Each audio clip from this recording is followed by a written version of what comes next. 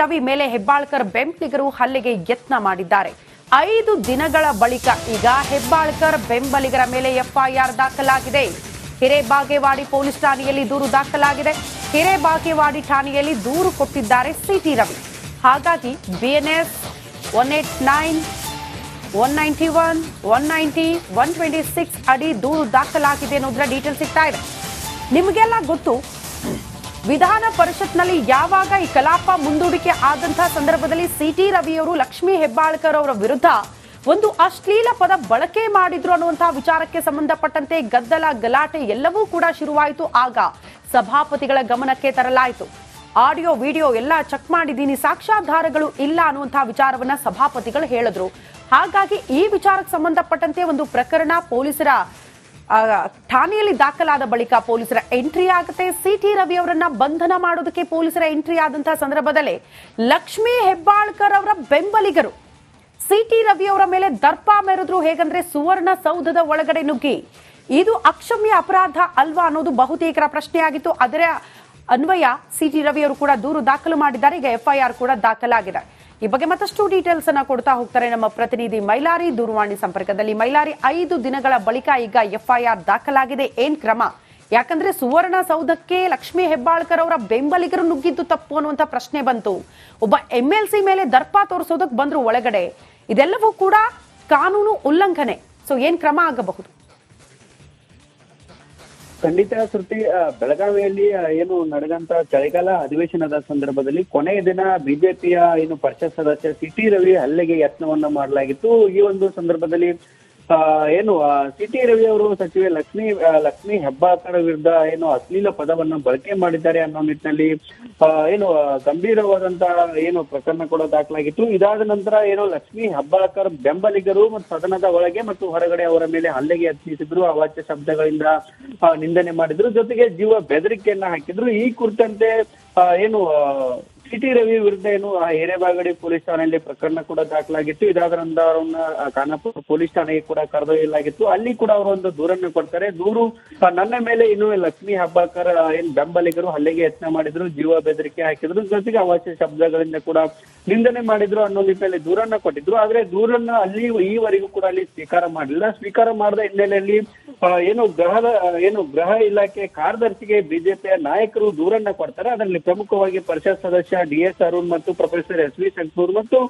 Kishore BR ಒಂದು ದೂರನ್ನ ಕೊಡ್ತಾರೆ. ಆ ದೂರನ್ನ ಕೂಡ ಅಲ್ಲಿಂದ ಏನು ಹಿರೇಬಾಡಿ ಪೊಲೀಸ್ ಠಾಣೆಗೆ ಏನು ಶಿಫಾರಸ್ ಮಾಡಲಾಗತ್ತೆ. ಹೀಗಾಗಿ ಅಲ್ಲಿ ಶಿಫಾರಸ್ ಆದಂತಹ ಸಂದರ್ಭದಲ್ಲಿ ಸದ್ಯ ಈಗ ಅನುಮಾನಿತ ವ್ಯಕ್ತಿಗಳ ಮೇಲೆ ಅಲ್ಲಿ ಗಮನಿಸಬೇಕಾದ ಅಂಶ ಅಂದ್ರೆ ಇಲ್ಲಿ ಸಚಿವೆ ಲಕ್ಷ್ಮೀ ಹೆಬ್ಬಾಳ್ಕರ್ ಅವರು ಏನು ಬೆಂಬಲಿಗೆ ಹಲ್ಲೆ ಮಾಡಿದ್ರು, ಯಾರು ವಿರುದ್ಧ ಕೂಡ ಇಲ್ಲಿ ಕೇಸ್ ಹಾಕಲಾಗಿಲ್ಲ. ಅನುಮಾನಿತ ವ್ಯಕ್ತಿಗಳ ಮೇಲೆ ಇಲ್ಲಿ ಕೇಸ್ ಹಾಕಲಾಗಿದೆ ಮತ್ತು ಅದರಲ್ಲಿ ಪ್ರಮುಖವಾಗಿ ಏನು BNS ಅಡಿ ಕೇಸ್ ಹಾಕಲಾಗಿದೆ. ಏನು ಗುಂಪುಗಟ್ಟಿ ಏನು ಅಡ್ಡಗಟ್ಟಿ ಹಲ್ಲೆಗೆ ಜೊತೆಗೆ ಅವಾಚ್ಯ ಶಬ್ದಗಳ ಬಳಕೆ ಜೊತೆಗೆ ಜೀವ ಬೆದರಿಕೆ ಪ್ರಕರಣವನ್ನ ಕೂಡ ಈಗ ದಾಖಲಿಸಿದ್ದಾರೆ. ಆದ್ರೆ ಹೆಸರನ್ನ ಯಾಕೆ ಹಾಕಿಲ್ಲ ಅನ್ನೋ ಒಂದು ಪ್ರಶ್ನೆ ಕೂಡ ಸದ್ಯ ಉದ್ಭವ ಆಗತ್ತೆ. ಮತ್ತು ಈ ಒಂದು ಗಲಾಟೆಯನ್ನು ಸಿಟಿ ರವಿ ಮತ್ತು ಲಕ್ಷ್ಮೀ ಹೆಬ್ಬಾಳ್ಕರ್ ನಡುವಿನ ಗಲಾಟೆ ರಾಜ್ಯದಲ್ಲಿ ತೀವ್ರ ವಿಕೋಪಕ್ಕೆ ಹೋಗಿತ್ತು.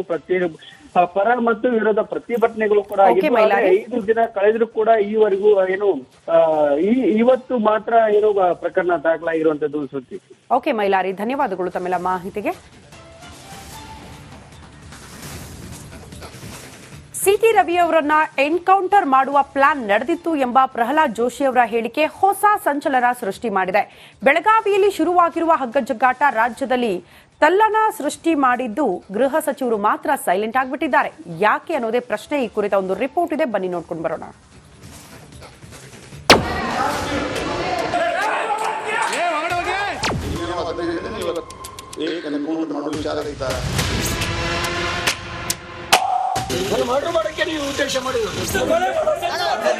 ಬೆಳಗಾವಿ ಚಳಿಗಾಲದ ಅಧಿವೇಶನದ ಕೊನೆ ದಿನ ಭಾರಿ ಹೈಡ್ರಾಮವೇ ನಡೆದಿತ್ತು. ಸಿಟಿ ರವಿ ಅಶ್ಲೀಲ ಪದ ಬಳಕೆ ಮಾಡಿದ್ರು ಎಂಬ ಆರೋಪದ ಮೇಲೆ ಬಿಜೆಪಿ ಕಾಂಗ್ರೆಸ್ ನಡುವೆ ಜಟಾಪಟಿ ನಡೆದಿದೆ. ಬೆಳಗಾವಿಯಲ್ಲಿ ಶುರುವಾದ ಈ ಗಲಾಟೆ ಮತ್ತೊಂದು ಮಜಲು ಪಡೆದಿದೆ. ಸಿಟಿ ರವಿ ಎನ್ಕೌಂಟರ್ಗೆ ಪ್ಲಾನ್ ನಡೆದಿತ್ತು ಅಂತ ಪ್ರಹ್ಲಾದ್ ಜೋಶಿ ಗಂಭೀರ ಆರೋಪ ಮಾಡಿದ್ದಾರೆ. ಸಿಟಿ ರವಿ ಎನ್ಕೌಂಟರ್ಗೆ ನಡೆದಿತ್ತ ಸಜ್ಜು. ಇಷ್ಟಾದರೂ ಗೃಹ ಸಚಿವರು ಯಾಕೋ ಸೈಲೆಂಟ್. ಬೆಳಗಾವಿಯಲ್ಲಿ ಸಚಿವೆ ಹೆಬ್ಬಾಳ್ಕರ್ ವಿರುದ್ಧ ಅಶ್ಲೀಲ ಪದ ಬಳಕೆ ಕೇಸ್ನಲ್ಲಿ ಸಿಟಿ ರವಿರನ್ನ ಬಂಧಿಸಿದ್ದ ಪೊಲೀಸರ ವಿರುದ್ಧ ಪ್ರಹ್ಲಾದ್ ಜೋಶಿ ಸ್ಫೋಟಕ ಆರೋಪ ಮಾಡಿದ್ದಾರೆ. ಸಿಟಿ ರವಿಯವರನ್ನ ಕಬ್ಬಿನ ಗದ್ದೆಗೆ ಕರೆದೊಯ್ದಿದ್ಯಾಕೆ, ಎನ್ಕೌಂಟರ್ ಮಾಡಲು ಕರೆದುಕೊಂಡು ಹೋಗಿದ್ರು ಅಂತ ಆರೋಪಿಸಿದ್ದಾರೆ.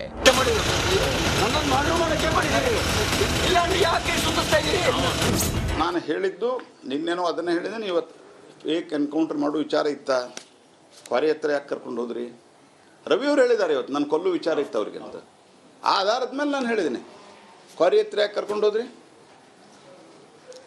ಗದ್ದಿಗೆ ಕಬ್ಬಿನ ಗದ್ದಿಗೆ ಯಾಕೆ ಕರ್ಕೊಂಡು ಹೋದ್ರಿ? ಇಷ್ಟೆಲ್ಲ ರಾದ್ದಾಂತ ನಡೀತಾ ಇದ್ರು ಗೃಹ ಸಚಿವ ಪರಮೇಶ್ವರ್ ಮಾತ್ರ ಸೈಲೆಂಟ್ ಆಗಿದ್ದಾರೆ. ಏನಾಯ್ತು, ಯಾಕಾಯ್ತು? ಪೊಲೀಸ್ ಇಲಾಖೆ ಮೇಲೆ ಆರೋಪಗಳಿಗೆ ಉತ್ತರವೇ ನೀಡ್ತಿಲ್ಲ. ಹೀಗಾಗಿ ಪರಮೇಶ್ವರ್ ವಿರುದ್ಧ ಪ್ರಹ್ಲಾದ್ ಜೋಶಿ ಕಿಡಿಕಾರಿದ್ದಾರೆ.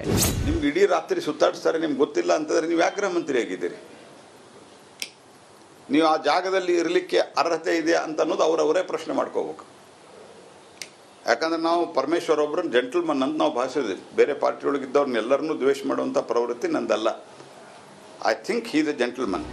ತನಗೆ ಯಾವುದೇ ವಿಚಾರ ಗೊತ್ತಿಲ್ಲ ಅಂತಿರೋ ಗೃಹ ಸಚಿವ ಪರಮೇಶ್ವರ್ ಸರ್ಕಾರದ ಪರವಾಗಿ ಉತ್ತರ ಕೊಡ್ತಾರಾ ಅಥವಾ ಮೌನ ಮುರಿದು ಪ್ರಕರಣದ ಬಗ್ಗೆ ಉತ್ತರ ಕೊಡ್ತಾರಾ ನೋಡಬೇಕಿದೆ. ಚಂದ್ರು, ರಿಪಬ್ಲಿಕ್ ಕನ್ನಡ, ಬೆಂಗಳೂರು. ಸಿಟಿ ರವಿ ಮೇಲೆ ಹೆಬ್ಬಾಳ್ಕರ್ ಬೆಂಬಲಿಗರು ಹಲ್ಲೆಗೆ ಯತ್ನ ಮಾಡಿದ್ದಾರೆ. 5 ದಿನಗಳ ಬಳಿಕ ಈಗ ಹೆಬ್ಬಾಳ್ಕರ್ ಬೆಂಬಲಿಗರ ಮೇಲೆ ಎಫ್ಐಆರ್ ದಾಖಲಾಗಿದೆ. ಹಿರೇಬಾಗೇವಾಡಿ ಪೊಲೀಸ್ ಠಾಣೆಯಲ್ಲಿ ದೂರು ದಾಖಲಾಗಿದೆ. ಹಿರೇಬಾಗೇವಾಡಿ ಠಾಣೆಯಲ್ಲಿ ದೂರು ಕೊಟ್ಟಿದ್ದಾರೆ ಸಿಟಿ ರವಿ. ಹಾಗಾಗಿ ಬಿಎನ್ಎಸ್ 189, 191, 190, 126 ಅಡಿ ದೂರು ದಾಖಲಾಗಿದೆ ಅನ್ನೋದ್ರ ಡೀಟೇಲ್ ಸಿಗ್ತಾ ಇದೆ. ನಿಮಗೆಲ್ಲ ಗೊತ್ತು, ವಿಧಾನ ಪರಿಷತ್ನಲ್ಲಿ ಯಾವಾಗ ಈ ಕಲಾಪ ಮುಂದೂಡಿಕೆ ಆದಂತಹ ಸಂದರ್ಭದಲ್ಲಿ ಸಿಟಿ ರವಿಯವರು ಲಕ್ಷ್ಮೀ ಹೆಬ್ಬಾಳ್ಕರ್ ಅವರ ವಿರುದ್ಧ ಒಂದು ಅಶ್ಲೀಲ ಪದ ಬಳಕೆ ಮಾಡಿದ್ರು ಅನ್ನುವಂತಹ ವಿಚಾರಕ್ಕೆ ಸಂಬಂಧಪಟ್ಟಂತೆ ಗದ್ದಲ, ಗಲಾಟೆ ಎಲ್ಲವೂ ಕೂಡ ಶುರುವಾಯಿತು. ಆಗ ಸಭಾಪತಿಗಳ ಗಮನಕ್ಕೆ ತರಲಾಯಿತು. ಆಡಿಯೋ, ವಿಡಿಯೋ ಎಲ್ಲ ಚೆಕ್ ಮಾಡಿದ್ದೀನಿ, ಸಾಕ್ಷ್ಯಾಧಾರಗಳು ಇಲ್ಲ ಅನ್ನುವಂತಹ ವಿಚಾರವನ್ನ ಸಭಾಪತಿಗಳು ಹೇಳಿದ್ರು. ಹಾಗಾಗಿ ಈ ವಿಚಾರಕ್ಕೆ ಸಂಬಂಧಪಟ್ಟಂತೆ ಒಂದು ಪ್ರಕರಣ ಪೊಲೀಸರ ಠಾಣೆಯಲ್ಲಿ ದಾಖಲಾದ ಬಳಿಕ ಪೊಲೀಸರ ಎಂಟ್ರಿ ಆಗುತ್ತೆ. ಸಿಟಿ ರವಿ ಅವರನ್ನ ಬಂಧನ ಮಾಡೋದಕ್ಕೆ ಪೊಲೀಸರ ಎಂಟ್ರಿ ಆದಂತಹ ಸಂದರ್ಭದಲ್ಲಿ ಲಕ್ಷ್ಮೀ ಹೆಬ್ಬಾಳ್ಕರ್ ಅವರ ಬೆಂಬಲಿಗರು ಸಿಟಿ ರವಿ ಅವರ ಮೇಲೆ ದರ್ಪ ಮೆರೆದ್ರು. ಹೇಗಂದ್ರೆ ಸುವರ್ಣ ಸೌಧದ ಒಳಗಡೆ ನುಗ್ಗಿ. ಇದು ಅಕ್ಷಮ್ಯ ಅಪರಾಧ ಅಲ್ವಾ ಅನ್ನೋದು ಬಹುತೇಕರ ಪ್ರಶ್ನೆಯಾಗಿತ್ತು. ಅದರ ಅನ್ವಯ ಸಿಟಿ ರವಿ ಅವರು ಕೂಡ ದೂರು ದಾಖಲು ಮಾಡಿದ್ದಾರೆ. ಈಗ ಎಫ್ಐಆರ್ ಕೂಡ ದಾಖಲಾಗಿದೆ. ಈ ಬಗ್ಗೆ ಮತ್ತಷ್ಟು ಡೀಟೇಲ್ಸ್ ಅನ್ನ ಕೊಡ್ತಾ ಹೋಗ್ತಾರೆ ನಮ್ಮ ಪ್ರತಿನಿಧಿ ಮೈಲಾರಿ, ದೂರವಾಣಿ ಸಂಪರ್ಕದಲ್ಲಿ. ಮೈಲಾರಿ, 5 ದಿನಗಳ ಬಳಿಕ ಈಗ ಎಫ್ಐಆರ್ ದಾಖಲಾಗಿದೆ. ಏನ್ ಕ್ರಮ? ಯಾಕಂದ್ರೆ ಸುವರ್ಣ ಸೌಧಕ್ಕೆ ಲಕ್ಷ್ಮೀ ಹೆಬ್ಬಾಳ್ಕರ್ ಅವರ ಬೆಂಬಲಿಗರು ನುಗ್ಗಿದ್ದು ತಪ್ಪು ಅನ್ನುವಂತ ಪ್ರಶ್ನೆ ಬಂತು.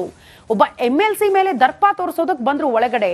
ಇದೆಲ್ಲವೂ ಕೂಡ ಕಾನೂನು ಉಲ್ಲಂಘನೆ. ಸೊ ಏನ್ ಕ್ರಮ ಆಗಬಹುದು?